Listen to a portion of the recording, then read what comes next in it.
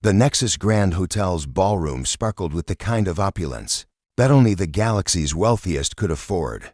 Crystal chandeliers cast rainbow patterns across marble floors, while floor-to-ceiling windows offered a breathtaking view of 3 moons hanging in the star-studded void. The annual Galactic Commerce Summit drew entrepreneurs from every corner of known space, their diverse forms creating a tapestry of scales, fur, skin, and synthetic materials.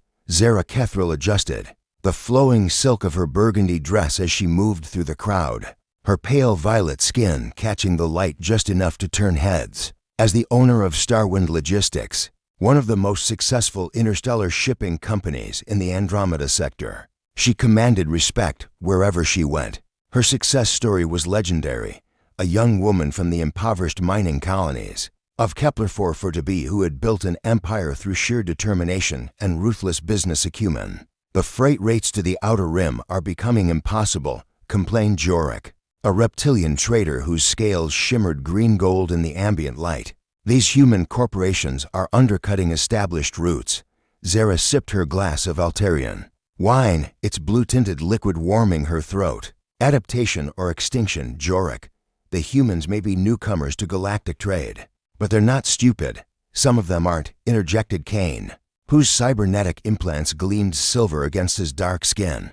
But have you heard about this latest venture? Some human thinks he can revolutionize interstellar commerce with a handful of trading posts. The group around them chuckled, a mixture of chirps, growls, and distinctly human laughter. Zara raised an eyebrow, intrigued despite herself.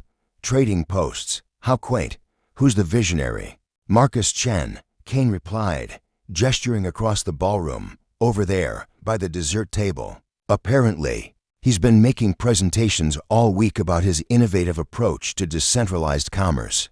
Zara followed his gaze to where a tall human stood alone, carefully selecting items from an elaborate spread of delicacies.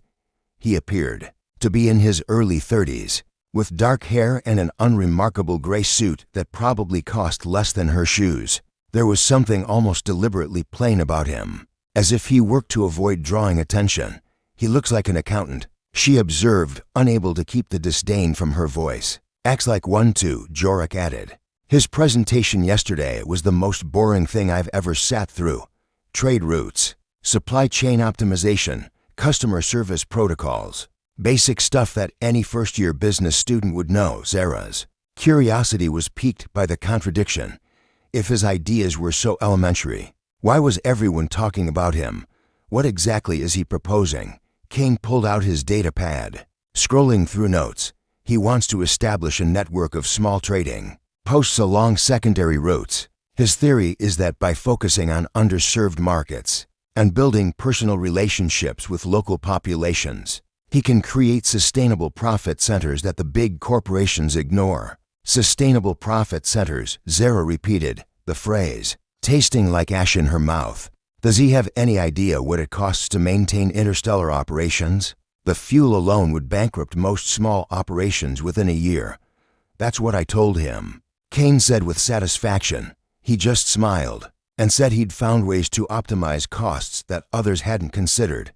The more she heard, the more irritated Zara became. She had clawed her way to success by taking enormous risks, making deals that others wouldn't dare attempt, and never backing down from a challenge. The idea that some soft-spoken human thought he could succeed with such a pedestrian approach was almost insulting. Excuse me, she said, setting down her wine glass with more force than necessary. I think I need to meet this revolutionary. Her heels clicked against the marble as she crossed the ballroom, her path intersecting with Marcus, just as he finished loading his plate with what appeared to be remarkably modest selections. Up close, she could see that while his clothes were simple, they were well-tailored and expensive. His eyes, when they met hers, were a warm brown that seemed to hold more depth than his unremarkable appearance suggested. Marcus Chen, she asked, extending her hand in the human fashion. I'm Zara Kethril, Starwind Logistics. His handshake was firm but not aggressive, his smile genuine. Miss Kethril, of course, your reputation precedes you. I've been hoping for a chance to meet you. Have you? She studied his face for signs of nervousness or calculation, but found neither. I understand you're planning to revolutionize our industry. With trading posts, a slight flush colored his cheeks. I wouldn't use such grandiose language. I'm simply exploring opportunities that others might have overlooked. Overlooked or ignored for good reason. The question came out sharper than she'd intended. But his calm reaction intrigued her further. Marcus considered her words carefully. Before responding, every successful business starts with someone seeing potential where others see obstacles. I suspect you understand that better than most. It was a diplomatic non-answer, but delivered with enough sincerity to avoid sounding evasive. Zara found herself studying him more intently, searching for the tells that would reveal his true nature. In her experience, entrepreneurs fell into clear categories: the desperate dreamers who would say anything to find, investors, the arrogant visionaries who believed their own hype, and the calculating predators who saw every interaction as a transaction. To be one. Marcus didn't fit any of these molds. Tell me about these cost optimizations you've discovered, she pressed. What revolutionary insights do you have that the rest of us have missed? His smile never wavered, but something shifted in his eyes. I appreciate your interest, but I'm not really here to pitch investors tonight. This is supposed to be a social event. The deflection was polite but firm, and it only increased her irritation. Social events in our industry are always about business, Mr. Chen. Surely you're not naive enough to believe otherwise. Not naive, he replied quietly. Just selective about when and how I discuss my work. Round them, conversations continued, in dozens of languages and communication methods. But Zara felt as if they were in a bubble of focused attention. Other attendees had begun to notice their interaction, and she could feel the weight of curious stares. Selective, she repeated, letting skepticism color her voice. How convenient. Tell me, how many trading posts are you planning to establish with your revolutionary approach? As many as the market will support. And how much capital have you raised for this venture? Enough to begin operations. His continued evasiveness sparked her temper. You know what I think, Mr. Chen? I think you're selling a fantasy to investors who don't understand the realities of interstellar commerce. Trading posts are relics of a bygone era. Modern shipping requires scale, efficiency, and integration with established supply chains. Your little experiment will be bankrupt within 2 years. The words came out harsher than she'd planned, loud enough that several nearby conversations faltered. Marcus's expression didn't change, but she caught a brief tightening around his eyes that suggested her barbs had found their mark. You may be right, he said after a moment. I suppose time will tell. His calm acceptance of her criticism somehow made it worse. Zara had expected defensiveness, anger, or at least an attempt to justify his position. Instead, he seemed almost resigned to her dismissal. Time will indeed tell, she agreed, her voice carrying clearly across the now quiet section of the ballroom. But I suspect it won't take long for reality to catch up with your delusions. Marcus nodded politely, as if she'd just offered him career advice rather than publicly humiliated him. I hope you enjoy the rest of the evening, Miss Kethril. It was a pleasure meeting you. He turned to leave, but something made her call after him. Mr. Chen. He paused, looking back with that same unreadable expression. Good luck, she said, though the words sounded more like a threat than encouragement. You're going to need it. His smile returned, warmer than before. Thank you. But I think you'll find that luck has very little to do with success in business. As he walked away, plate still in hand, Zara felt an unexpected pang of something that might have been regret. She'd come over intending to satisfy her curiosity, but instead had ended up delivering a public dressing down to someone who seemed genuinely decent, if hopelessly naive. Well, Kane said, appearing at her elbow with obvious amusement, that was brutal even by your standards. He needed to hear it, she replied, though the words felt hollow. Better to face reality now than lose everything later. But as she watched Marcus rejoin a small group near the windows, she noticed something that gave her pause. Instead of appearing dejected or embarrassed, he seemed relaxed, even content. More troubling still, the people he was talking to were some of the most successful independent operators in the galaxy, and they were listening to him with what appeared to be genuine interest. For the first time in years, Zara Catherall found herself wondering if she might have misjudged someone. The thought was deeply unsettling, but not nearly as unsettling as the growing certainty that Marcus Chen was hiding something significant beneath his unremarkable exterior, something that might make her public mockery seem very foolish indeed. 3 weeks after the summit, Zara found herself staring at shipping manifests that made no sense. Her morning coffee had grown cold as she scrolled through data streams from across the Andromeda sector, each report adding another piece to a puzzle she couldn't quite solve. Marcus Chen, she murmured to herself, pulling up his business registration. According to official records, Frontier Trading Solutions had established exactly 7 small outposts along secondary trade routes. Nothing impressive, certainly nothing that should have caught her attention. Yet her intelligence network was reporting something entirely different. Her assistant, a sharp-eyed Centaurian named Vix, knocked softly before entering her corner office. "The morning briefings are ready, Ms. Catherall. Also, there's been another anomaly in the Kepler shipping lanes." "What kind of anomaly?" "Cargo vessels making unscheduled stops at coordinates that don't match any registered stations." Vix's translucent skin shifted to a pale blue, indicating confusion. "The manifests show standard agricultural shipments, but the energy signatures suggest much larger operations." Zara leaned back in her chair, her violet eyes narrowing.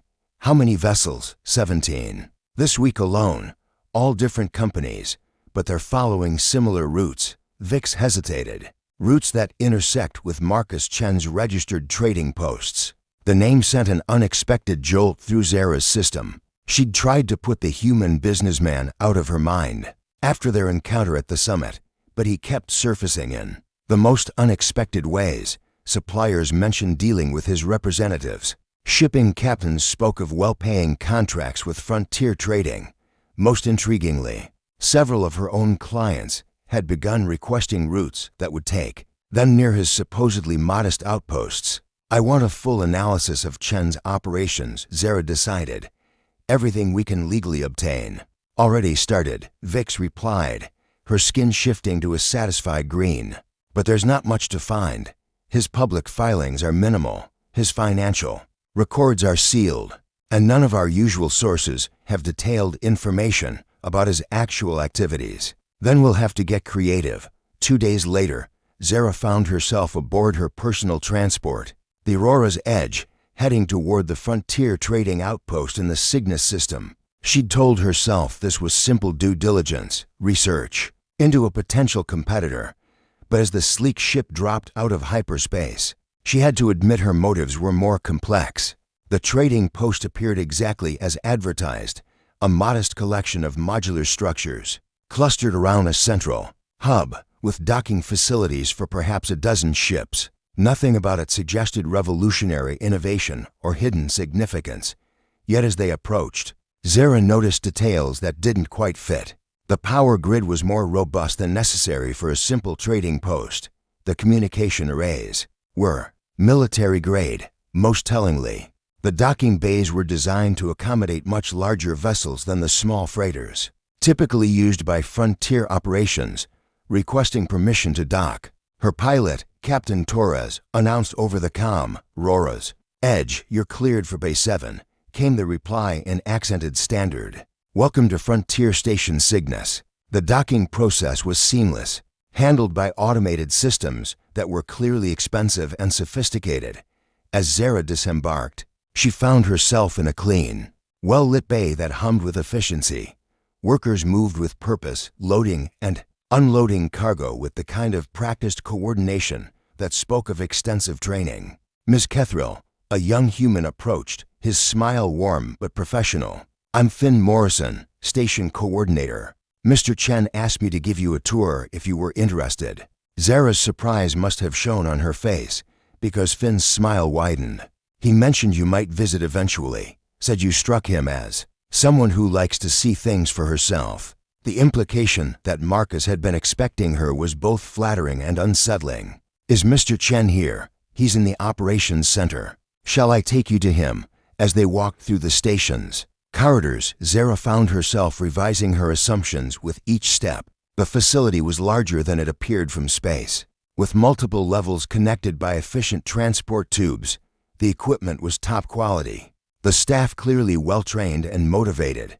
Whatever this was, it wasn't the amateur operation she'd expected. "How long has this station been operational?" she asked as they passed what appeared to be a sophisticated logistics center. "This particular facility, about 8 months. But Mr. Chen's been working on the network for almost 3 years now." "Network?" Finn paused, his expression suddenly cautious. Perhaps I should let him explain.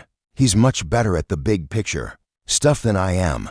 They found Marcus in a glass-walled office overlooking the main operations floor. He was studying multiple holographic displays showing shipping routes, cargo manifests, and what appeared to be real-time tracking data for dozens of vessels. When he noticed their approach, his face lit up with what seemed like genuine pleasure. "Zara," he said, rising from his desk. "This is an unexpected surprise, is it?" she challenged.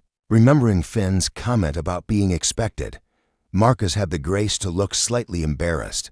"I hoped you might be curious enough to investigate eventually. Your reputation for thoroughness is well established, and you wanted me to see this because I think I misjudged you at the summit," he admitted, gesturing for her to take a seat. "I assumed you were dismissing my ideas out of arrogance, but now I think you were genuinely trying to save me from making a costly mistake." The unexpected insight caught her off guard. "I was rather harsh. You were honest. That's rarer and more valuable than politeness." He settled into the chair across from her, his brown eyes serious. "Would you like to see what we're actually doing here?" For the next 2 hours, Marcus walked her through an operation that defied every assumption she'd made. The simple trading posts were nodes in a sophisticated logistics network that used advanced algorithms to optimize cargo routing across multiple star systems. Instead of competing directly with major shipping lines, Frontier Trading had carved out a niche serving smaller communities and independent operators who were ignored by the big corporations. But it was the technology that truly impressed her. The stations used quantum communication arrays to coordinate in real time, sharing cargo space and resources with an efficiency that rivaled anything in her own fleet. The automated systems could reroute shipments instantly based on changing conditions, weather patterns, or customer needs. The key insight, Marcus explained as they stood watching the operations floor, was realizing that the galactic shipping industry operates like it's still the early days of interstellar travel. Big ships, major routes, standardized cargo. But the galaxy has grown more complex than that, so you built a network to handle the complexity. Zara said, understanding dawning. Exactly. We don't compete with Starwind Logistics on major routes. Instead, we handle the thousands of smaller shipments that you can't profitably serve. And by aggregating them through our network, we've created something that's both profitable and genuinely useful. As they talked, Zara found herself studying Marcus with new eyes. The man she'd dismissed as naive was clearly brilliant, with a deep understanding of both technology and market dynamics. More intriguingly, he seemed to possess the kind of strategic patience that she'd always prided herself on. "This is impressive," she admitted as they concluded the tour. "But I still don't understand the secrecy. Why not publicize what you're doing? The market would respond well to this kind of innovation." Marcus was quiet for a long moment, his gaze distant. "Because what you've seen today is just the beginning. The network is designed to scale far beyond what most people would believe possible." "How far?" Instead of answering directly, he pulled up a holographic star chart that made Zara's breath catch. Red dots marked active stations, while blue indicated planned expansion sites. The scope was staggering, hundreds of locations across dozens of star systems, creating a web of connectivity that would span a significant portion of the galaxy. "This is what you're really building," she whispered. "Phase 1 is nearly complete. 7 active stations, with 3 more coming online next month." His voice was calm, but she could hear the underlying excitement. "Phase 2 will add 50 more locations over the next 2 years. By Phase 3, he trailed off, but the implications were clear. What Marcus was constructing wasn't just a trading network. It was the foundation for an entirely new kind of interstellar commerce. one that could potentially challenge the dominance of established corporations like her own. Why? Are you showing me this? She asked, her mind racing through the strategic implications. Because I think we want the same things, Marcus replied. Efficient markets, fair access to transportation, opportunities for smaller operators to compete with the big corporations. He paused, and because I'd rather have you as an ally than an enemy. The admission sent a warm flutter through her chest that had nothing to do with business strategy. Standing this close to him, she could smell his cologne, something subtle and expensive that contradicted his modest public persona. The way he looked at her suggested that his interest wasn't entirely professional. Either. You're asking me to trust you, she said softly. I'm asking you to trust yourself. You're smart enough to see what this could become. The space between them seemed to shrink, charged with possibilities that extended far beyond shipping routes and profit margins. Zara found herself noticing details she'd missed before. The slight scar along his jawline, the way his hands moved with unconscious grace, the intelligence that sparkled in his dark eyes. I should go, she said, though she made no move to leave. You should, he agreed, but his voice carried a note of regret. But I hope you'll come back. There's more to show you when you're ready. As Zara made her way back to the Aurora's edge, her mind churned with questions and possibilities. Marcus Chen was not the man she'd thought him to be at the summit. He was something far more dangerous and intriguing, a visionary with the patience and resources to make his dreams reality. And despite every professional instinct warning her to be cautious, she found herself looking forward to discovering just how deep his secrets ran. Part 3. The revelation message arrived at 0347 ship time. 3 weeks after Zara's visit to Cygnus Station, she was reviewing quarterly reports in her private study when her secure communication system chimed with an encrypted transmission from Marcus. I thought you should know. His voice carried a note of urgency despite the late hour. We've had some interesting visitors asking questions about Starwind logistics, industrial espionage types. I wanted to give you a heads up. Zara sat up straighter, instantly alert. In their industry, corporate espionage was a constant threat, but the timing seemed coincidental.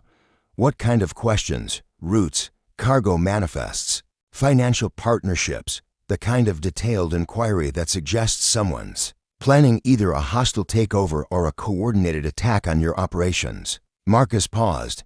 There's something else. They were also asking about your connection to me. A chill ran down Zara's spine. Her visit to Cygnus Station had been deliberately low profile. But in their business, secrets rarely stayed hidden for long. If someone was targeting both her company and Marcus's network simultaneously, it suggested a level of coordination that was deeply troubling. Where are you now? She asked, already reaching for her travel bag. Nyx Station, in the Vega system. It's one of our newer facilities. He hesitated. Zara, I think we need to talk in person. There are things about the network that I haven't told you, things that might affect your decision about whether to trust me. 6 hours later, Zara's ship dropped out of hyperspace near coordinates that, according to her navigation charts, should have been empty void. Instead, she found herself staring at a massive structure that dwarfed anything she'd seen at Cygnus. Nyx Station wasn't a simple trading post. It was a full-scale logistics hub that could have served as headquarters for a major shipping corporation. Welcome to Nyx Station, came Marcus's voice over the comm as her ship approached the docking. Bay 12 is prepared for you.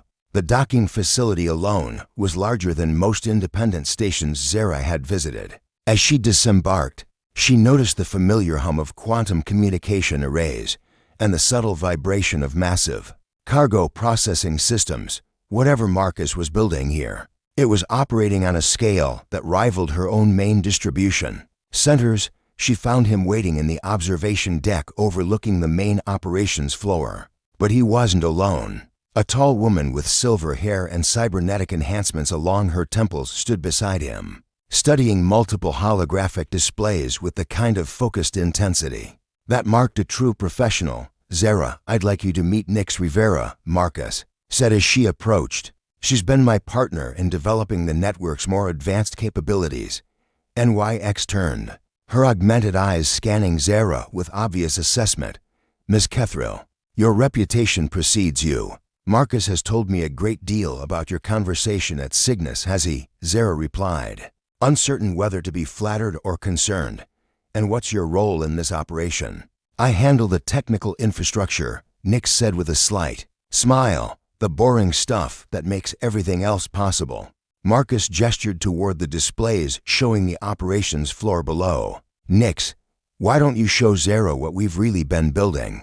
What followed was a revelation that left Zara struggling to maintain her composure. The network Marcus had shown her at Cygnus was indeed just the beginning. Nix Station was the prototype for something far more ambitious, a distributed logistics system that used quantum entanglement for instantaneous communication and coordination across interstellar distances. "Traditional shipping relies on point-to-point routes," Nix explained, manipulating holographic models to illustrate her points. "Ship A goes from planet B to Station C, carrying whatever cargo happened to be available. It's inefficient because it doesn't account for the complex web of relationships between suppliers, customers, and transportation resources.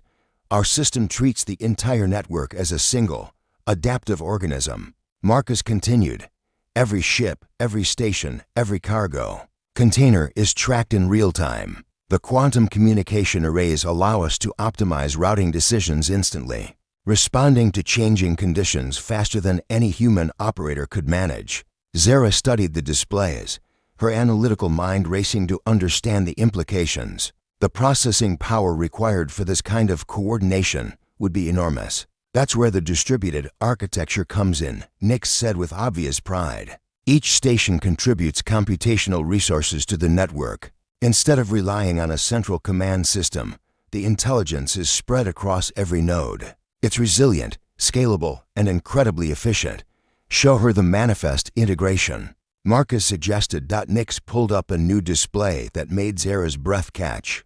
It showed real-time cargo tracking for what appeared to be thousands of shipments across dozens of star systems. But more impressively, it was automatically coordinating transfers between different vessels, consolidating partial loads, and routing shipments through the most efficient paths available. "This is impossible," Zara whispered. "The computational complexity alone is handled by quantum processing cores distributed throughout the network." Marcus finished. "Each station has multiple cores, and they're all linked through quantum entanglement. The system can process routing decisions for the entire network in microseconds. The implications are staggering," Nix added. "Traditional shipping companies are limited by human decision-making speed and the light-speed delays in communication. We've eliminated both constraints." As the tour continued, Zara found herself grappling with a mixture of admiration and professional jealousy. What Marcus and Nix had created wasn't just innovative, it was potentially revolutionary. The efficiency gains alone could give them a decisive advantage over every established shipping company in the galaxy. "How long have you been working on this?" she asked as they concluded the technical briefing. "The theoretical framework took about 2 years to develop," Marcus replied. "Implementation has been another 18 months. We've been testing the system on a small scale while building out the infrastructure and the financing." Marcus and Nix exchanged a glance that didn't escape Zara's notice. "That's complicated," he said finally. "Let's just say I've been more successful in my previous ventures than my public profile suggests." The evasion was frustrating, but Zara sensed she was already pushing the boundaries of what they were willing to reveal. Instead, she focused on the strategic implications of what she'd learned. "You're not just building a shipping network," she said slowly. "You're creating the infrastructure for an entirely new kind of interstellar economy. That's the goal," Marcus confirmed. "But it's also why we've been so careful about publicity. The established powers won't appreciate the disruption we're planning to cause." "Which brings us back to the industrial espionage," Zara said. "Who do you think is targeting us?" Nix pulled up a security briefing that showed surveillance footage from various locations. "Based on the patterns we're seeing, it's likely a consortium of the major shipping corporations. They've probably detected unusual activity in our operational areas and decided to investigate. The timing suggests they're planning something coordinated Marcus added. Possibly an attempt to discredit both of us simultaneously, or to acquire our technologies through hostile action. Zara studied the evidence, her mind working through the tactical possibilities. If they're moving against both of us, they must see our connection as a threat.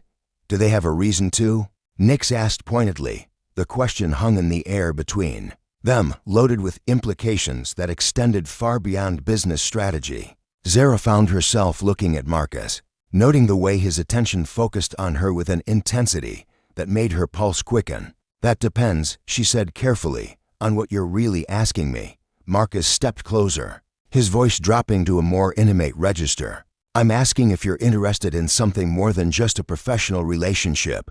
The admission sent electricity through the air between them. Zara was acutely aware of Nix's presence, but the other woman seemed to have developed a sudden interest in the technical displays, giving them a semblance of privacy.